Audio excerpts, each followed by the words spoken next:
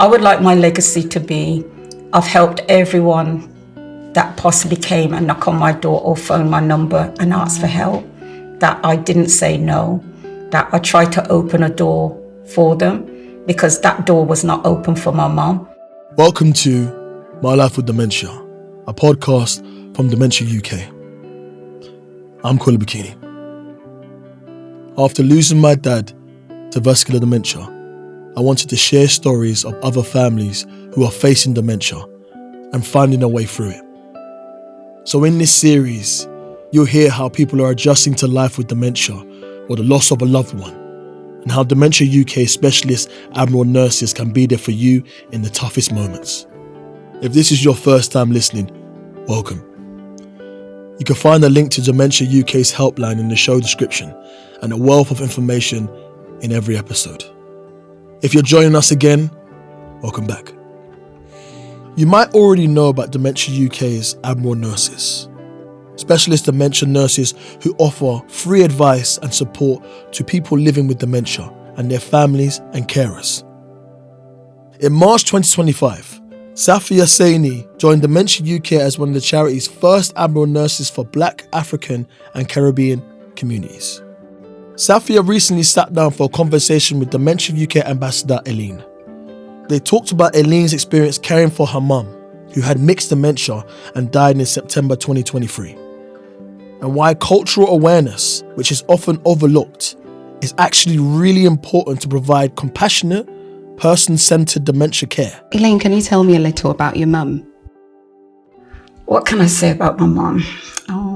For number one, I'll just give you a joke about her name. When my mum was born, there was one boy, 4 girls. So my uncle was the eldest. So when he saw my mum, he called her, "Oh, look at my little sis." So the name Sis got stuck. So at her funeral, my son said he was 38 years old before he knew what my mum's proper name was. Her name is actually pronounced Metaline. Yeah, so that's why people prefer to call her Sis. Right, but my mum was quiet, very straightforward, very hardworking, strict. Although she didn't raise me, my grandmother's sister raised me. I used to live in Birmingham. She lived in Reading. Yes. I used to go up on my holidays. And then eventually I moved to Reading when I was about 12, but I still didn't live with her. I used to see her every day. I didn't have anything in my mind what my mom's supposed to be like. I just accepted as I got on with her. We had jokes. She took me out places. But sometimes, like later in life, I felt that I was missing out. Eventually, I lost my dad 2010. Okay. And then is when my relationship really kicked off with my mom. She used to call me like 2-3 times a day. We'd talk about any and everything. We start going to Reading like once a month or every other week, take her shopping, making sure she's all right. And sometimes I wish if that relationship was earlier on in my life, but I don't hold anything against her. Yeah. My mum did what she thought was best with the tools that she had. But my mum, everyone would say the same thing. Sis was quiet, very straightforward, walked very upright, stand for no nonsense. Was she a good disciplinarian then? I had to be careful because don't forget I lived with my aunt. So the last thing I wanted was to be disciplined by 2 people. Definitely. She was amazing. And the one thing I'm really grateful for is even although I didn't have 100% of a relationship in my younger life, my children had 1,001 relationship with her. She used to roll around the floor, especially with the twins. And she did everything she could possibly do for them. She would do for them. You know, they were the apple of her eyes. Elene thinks her mum's dementia symptoms probably started as far back as 2017. But at the time, Elene was still living in Birmingham and her mum was down in Reading. I think that I miss so much because not living with my mum or not living in the same area as my mum and just going to see her like once a month or every other week, the signs were there. Yeah. But my mum always had a story to tell. Mum, why is the curtain at 10 o'clock in the lounge drawn? And it's like, oh, I couldn't be bothered to pull them, that kind of thing. Small changes in a loved one, like not opening the curtains in the morning or losing their keys. Those things don't necessarily mean something serious is wrong. But in June 2019, it became clear that Sis needed help. One morning, she called Elene and the police, saying someone had broken into her house. The police visited and found nothing had happened. So the next morning I went up and I took her to her GP, and he did he knows her quite well because that's been her GP for like 40 odd years. He told me he would get the mental health team to come in and do a proper assessment on her. So probably about 3 weeks later, they came to the house. They were there for about 2.5 hours. And, you know, they went through a lot of things with her to see, like, on a day-to-day how she was she cooking, paying bills, this, that, and the other. After a few different assessments, Sis was diagnosed with a common form of mixed dementia, Alzheimer's and vascular dementia. That was in the summer of 2019, when her mum was 85 years old, and her GP helped deliver the news. They says, well, the reports come back. Have you heard of the word dementia? And she says, I think I've heard it on the TV. And they says, well, it's come back that, you know, you've been diagnosed with dementia. My mum shot out of her chair. Dementia? I ain't got dementia. The only body got dementia is you. Oh, and the doctor's face went so red, you know, and he just sat back there, and I thought he must have think, God, this room should open up and take me in. Anyway, I sort of say to him, I think I'll sort of take her now. And he says, please. Anyway, on the way home, I says, Mum, did you understand what the doctor was telling you? I don't want to talk about it. Nothing wrong with me. And so I took her home, and over the weeks, trying to gently bring round the conversation. It was hard for Sis to accept. In fact, it wasn't something she wanted to acknowledge or talk about. So Elene just focused on looking after her mum.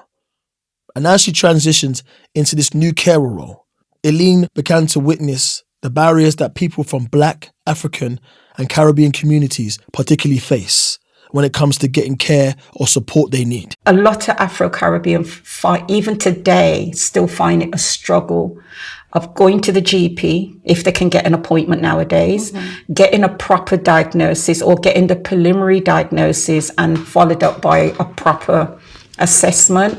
That is a barrier for them. I can remember as a child where people would say that the lady up the road is senile, she's mad. And I think a lot of Afro-Caribbean people thinks of dementia of someone that's mad, that's going to go outside and shout and raise their hands. That is the stigma that's coming from dementia. That's the thing about cultural perceptions. Even though when we talk obviously of Black African Caribbean people, we know that they're not a homogeneous community, so it's not like all of us are the same.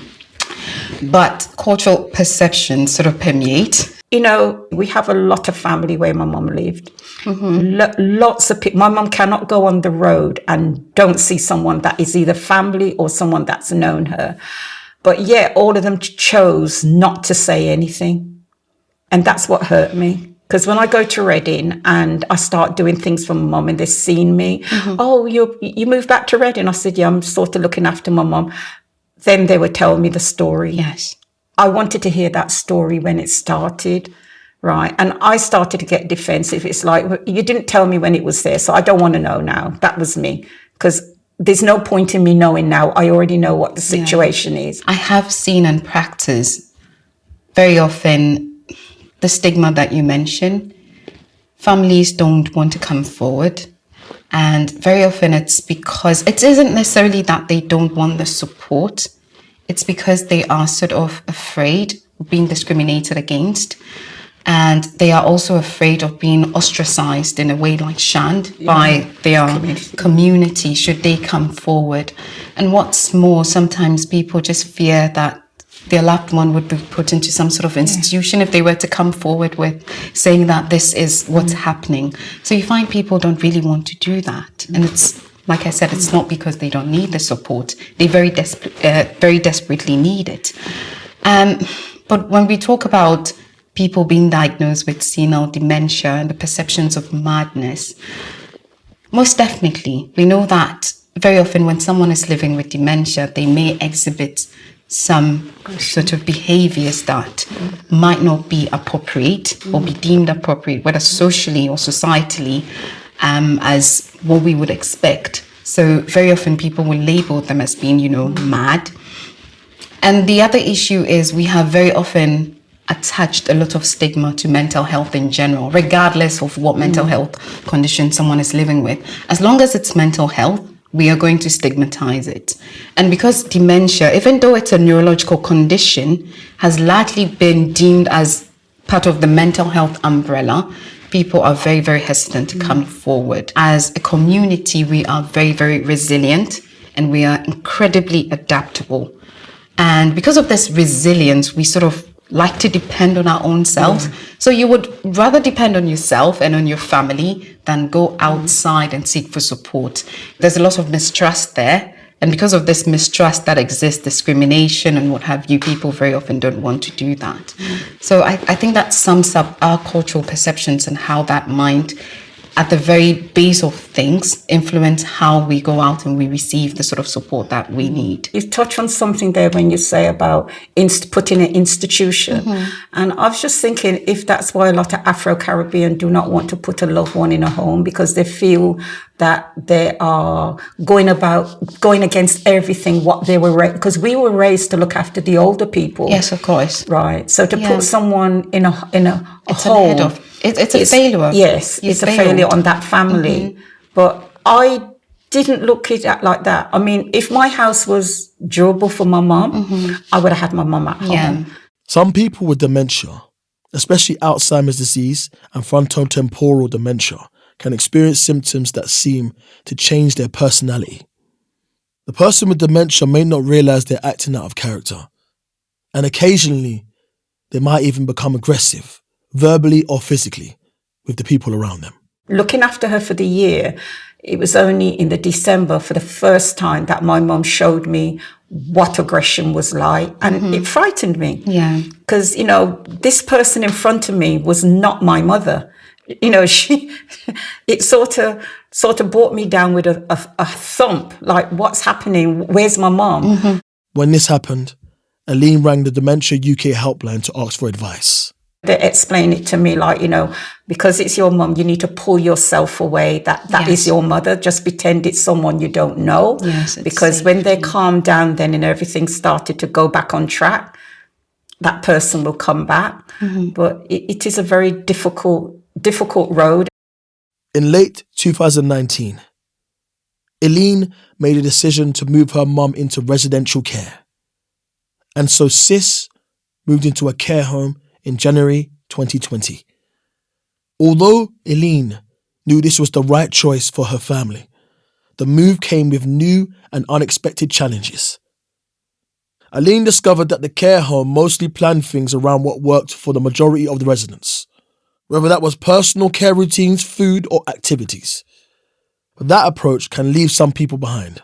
When my mum went in the home, I was told that they have a duty of care to keep her in the way that she was brought up, as much as they can. It was important to me that my mum still identified some of the food that she was grown up on. Absolutely. And also to keep up her stamina and her nutrition. For people living with dementia, changes to their routine can be detrimental to their overall well-being. And food is a huge part of all our daily routines. Elene's mum was used to eating meals like rice and peas with veg and curry mutton. And the food she was given in the care home was nothing like her usual diet. This particular day when I went in, they put a plate in front of my mum and I'm like, what's that? And I thought, you're joking. It was like a garlic bread, a piece of garlic bread. And it looked like I gave you one side and I had one side and we played tug of war, and it was looked like half raw chips. So I said to them, my mum wouldn't eat it. Eventually I asked for a meeting with the care home manager and they talked the talk and I had a meeting with the chef or the cook or whatever what you call them, and nothing was changed. I see mum was getting things that she wouldn't eat, turnips, parsnips. My mum's never ate those in her life. So then I made a decision. Elene decided to bring in food for her mum. For at least 2 or 3 meals each week, Elene would make food in her own kitchen and deliver it to the care home. And she supplied ingredients they could use on the other days. I was buying pumpkin and sweet potato. For the days I couldn't cook for my mum, I was providing them, and the cook was cooking them and putting it with the rest of my mum's food. And that was throughout her time in the home. And then the later it got, the more longer she was in the home, the more that I would cook for her. I was buying bananas. It was like I was shopping for my mum every week and taking it in. And I was saying to them, why? Because, you assess my mum. You said all of these things would be here, but yet you're failing her. She's in the UK. Right. And you have a duty towards her. I can remember as a young person, when my children was at school, I can remember loads of people starting up petitions to sign for Afro-Caribbean food in schools, in hospitals.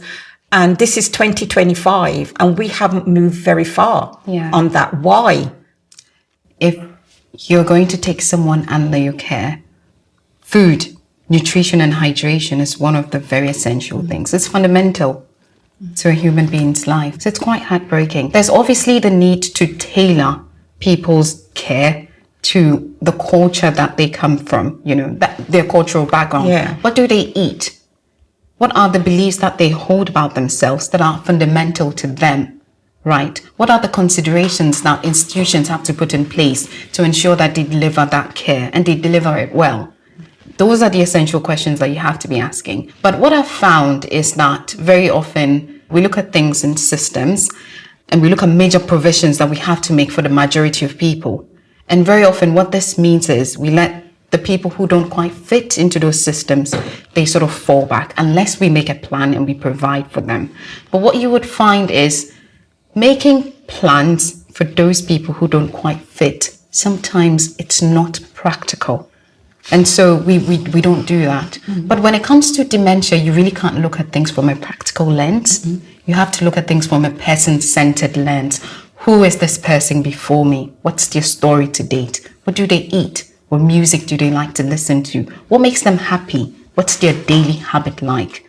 If I wake up in the morning and I have breakfast before brushing my teeth, and you come to me, I've been doing this for 50, 60 years, and then you come to me one day and you're like, no, that's no good. When you get up in the morning, you must brush your teeth. Why would you do that to me? That's not what I like. That's not what I do. So you have to fit what's happening to suit the person, regardless of whether they are African Caribbean, whether they're Black, whether they're South Asian, whether they're Chinese, whether they're even white, regardless of it. You really need to look at who the person is. You cannot just assume that what works for one person works for all. There's no one-size-fits-all approach when it comes to dementia. It wasn't just food, where a lack of cultural knowledge impacted life at the care home for Sis. My mum had quite a lot of hair, afro or whatever what you want to call it. Anyway, I provided the shampoo, everything for her. So one morning I went in and the carer said to me, oh, your mum, we've washed her hair, da, da, da. So I said, we have to comb it. So I said, that's all right, I'm here, I'll comb my mum's hair. God.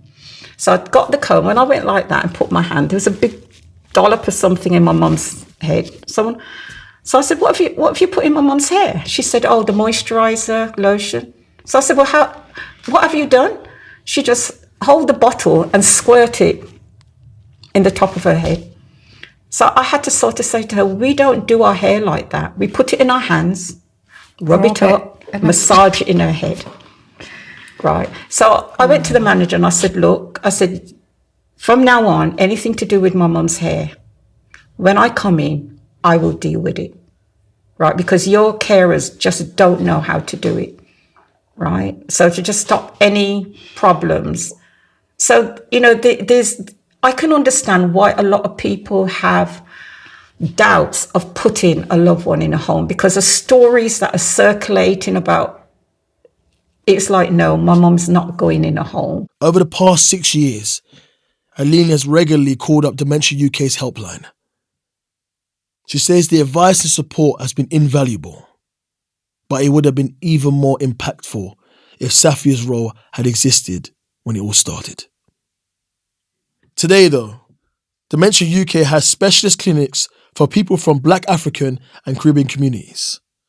Anyone can call and speak to a nurse like Safia, who understands the experiences and challenges they may be facing. It's with the understanding that culture affects people in different ways. You know, I mean, dementia doesn't discriminate, don't get me wrong, but we all understand how cultural perceptions can affect how we receive and respond to services. So my role essentially is to support people from these communities by providing culturally informed or culturally sensitive dementia advice, support and guidance, and just with the understanding of cultural nuances, really. And it's an opportunity to come out and to talk about what exactly it is that's happening with you, be it in an emotional, psychological sense, and you need that sort of support, or you just need advice and guidance. It feels very isolating and lonely.